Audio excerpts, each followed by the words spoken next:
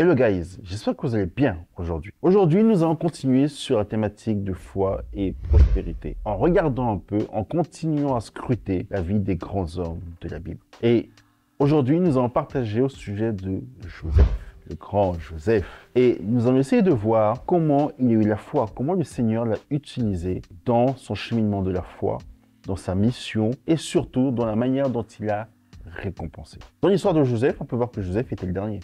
Et c'était un peu le préféré de son père Israël. Et Joseph avait cette particularité de pouvoir déjà rapporter un peu ce que ses frères faisaient, enfin évidemment à son père, et d'avoir surtout des dons et des talents. Un des dons de Joseph était à deux niveaux. Premier niveau était de recevoir. Il avait des songes, il avait beaucoup de songes. Et deuxième talent était de pouvoir décrypter ces songes. Et vous savez que la jalousie auprès de ses frères a commencé à partir de là. Quand il a commencé à avoir son premier songe, il est parti raconter son premier songe à son père. Et dans un des songes, le songe disait clairement que toute la famille allait s'agenouiller, s'incliner devant Joseph.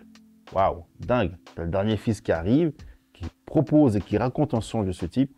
Imaginez la tête de la famille. Jamais de la vie. Jamais de la vie. Et son premier songe est apparu à Joseph à 17 ans. Et c'est important que je marque l'âge. À 17 ans. Le Seigneur a commencé à travailler avec Joseph à 17 ans. Évidemment, ça n'a pas plu à ses frères qui l'ont vendu. Donc, il se retrouve dans la maison de Potiphar en tant qu'esclave. Et écoutez bien, dans Genèse 39, verset 2, le Seigneur dit, lorsqu'il est chez Potiphar, il dit « L'Éternel fut avec lui, la prospérité l'accompagnait. Il habitait dans la maison de son maître l'Égyptien. » Donc là, il parle de Potiphar.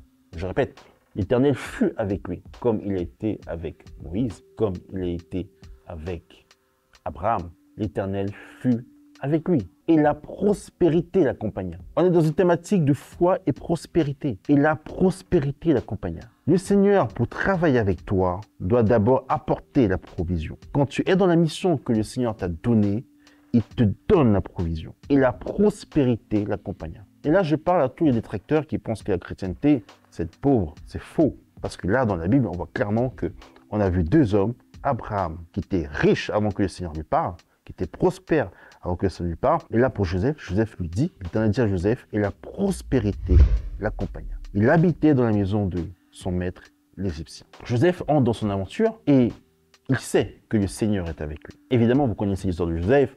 La femme de Potiphar le tente pour qu'il puisse coucher avec elle, mais il dit non, il refuse, il est jeté en prison. Il y a ensuite deux officiers égyptiens qui viennent vers lui, parce qu'ils avaient des songes, ils n'arrivaient pas à comprendre les songes. Et je reviens en vous disant que vous devez absolument développer vos dons et vos talents.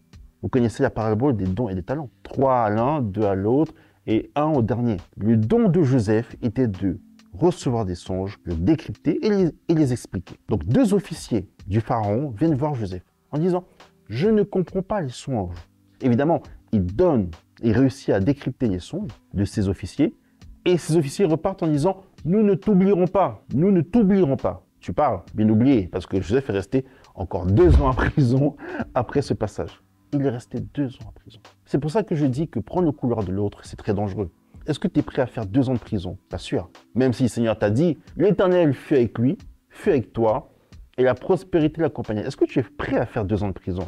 Pas garanti. Donc attention quand on dit « je veux être comme tel », dangereux. Il fut 2 ans de prison. C'est énorme. Évidemment, parce que le Seigneur sait toute chose, Pharaon avait un sujet. Pharaon a reçu un rêve. Et regardez bien. Pharaon dit à Joseph, j'ai eu un songe, personne ne peut l'expliquer, et j'ai appris que tu expliques un songe après l'avoir entendu. J'ai appris ton don, ton talent, ta mission font écho à tout ton écosystème. Je répète, ton don et tes talents parlent pour toi. Concentre-toi à les développer parce que tu as la foi en Dieu sur le fait qu'il va t'accompagner dans chacune de tes étapes. Parce que ton don et ton talent travaillent pour toi. Pharaon dit, j'ai appris. Ce n'est pas Joseph qui lui a dit. C'est j'ai appris, j'ai entendu dire. C'est pour ça que je dis que tu dois être champion dans ton secteur. C'est pour ça que je dis que tu dois être le meilleur de ton secteur. Parce que tes compétences, tes dons et tes talents vont parler pour toi, vont faire écho pour toi, sans parler du fait que le Seigneur t'accompagne. J'ai appris. Évidemment, il parvient à décrypter le rêve de Pharaon en disant il y aura 7 années de faste, ok, et 7 années de disette. Il dit waouh, waouh, waouh, waouh. Il n'y en a qu'un qui a réussi à me donner l'explication de cette vision. Et qu'est-ce qu'il fait? Il lui dit, c'est toi qui vas gérer ça. C'est toi qui vas gérer ce sujet. Qu'est-ce qu'il fait? Il enlève son anneau qui donne à Joseph, l'anneau qui signifie, qui représente le pouvoir. Je t'adoube. Comme Jéthro a dit à Moïse, va. Comme Melchisédek a béni Abraham. Là, c'est Pharaon qui dit à Joseph, je te donne mon anneau. Exactement. Verset Genèse 41. Verset 42. Pharaon ôta son anneau de la main et le mit à la main de Joseph. Il le revêtit d'habits de fin lin et lui mit un collier d'or au cou. Ça, c'est la transmission de l'autorité. Ça, c'est la transmission de l'onction. Il lui donne un statut. Mais avant le statut, il faut prouver.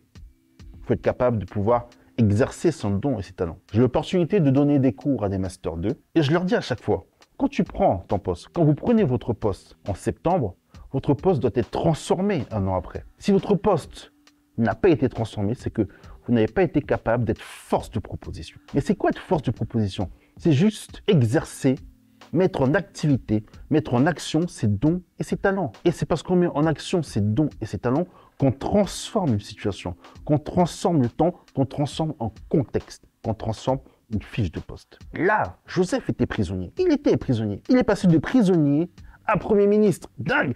Pourquoi? Parce qu'il a travaillé son don et son talent. Il l'a mis en action. Et il a ensuite eu le statut et la récompense. Parce que c'était lui qui devait mener l'Égypte sur ces 14 prochaines années. Dans cette période de faste, comme dans cette période de disette, il était l'homme de la situation. Toi, tu es l'homme et la femme de la situation, de ta situation. De quelle situation es-tu l'homme ou la femme? C'est très important. Mais pour ça, il faut que tu aies une chose, c'est la foi en Dieu. La foi en Dieu. Tu dois avoir foi en Dieu qui t'accompagne, peu importe les épreuves. Est-ce que vous pouvez imaginer les moments de doute que Joseph a pu avoir en restant 2 ans en prison? Est-ce que vous pouvez imaginer la douleur que Joseph a pu avoir quand il s'est fait trahir par sa famille, par ses frères qui l'ont vendu? Joseph est devenu Premier ministre à 30 ans. 17 ans, premier songe. 30 ans, récompense. Ça a duré 13 ans. 13 ans de préparation.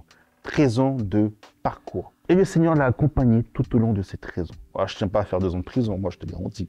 Je veux mon couloir, je reste dans mon couloir. Mais ça, c'était le couloir de Joseph. Et c'est pour ça que je te redis, si ton couloir, c'est d'être entrepreneur, fine, vas-y, fonce. Sois le meilleur, sois le best. Mais ce n'est pas forcément ton couloir. Va chercher ton couloir. Pour ça, je répète à nouveau, il faut connaître Dieu, mettre Dieu au centre et connaître son appel. Et quand on connaît son appel, on active sa foi parce que l'aventure n'est pas facile.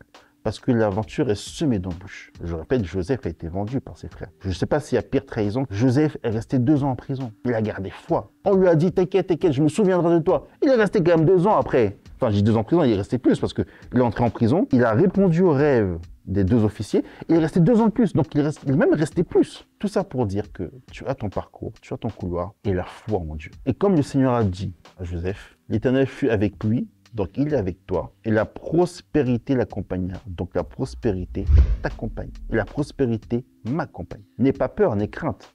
La provision viendra. Déjà, respecte ces 3 points. Ensuite, évidemment, on abordera d'autres lois ensemble pour activer cette prospérité, pour aller la chercher. Mais je te rassure ici parce que le Seigneur a dit, je suis avec toi. Et la prospérité l'accompagnait. Tout comme Abraham était prospère, tout comme Moïse dans les 40 premières années, et d'ailleurs même dans les 40 années de formation avec Jéthro, c'était des hommes très prospères, hyper prospères. Donc la prospérité est un outil, qui dit prospérité dit cash, il dit plein d'autres choses. La prospérité est un outil au service de ta mission. Donc foi et prospérité sont des éléments indissociables. Ce sont des outils, des fondamentaux qui te permettent d'accomplir ta mission. Donc, continue à travailler ta foi en Dieu, continue d'avoir foi en lui, et tu verras que la prospérité viendra en tant que provision, viendra avant ta mission pour que tu puisses accomplir ta mission sereinement. Évidemment, la récompense sera encore plus de prospérité, pour plus de gloire pour le Seigneur et plus de prospérité. Je te dis à très vite et continue à bosser ta foi. Ciao, ciao.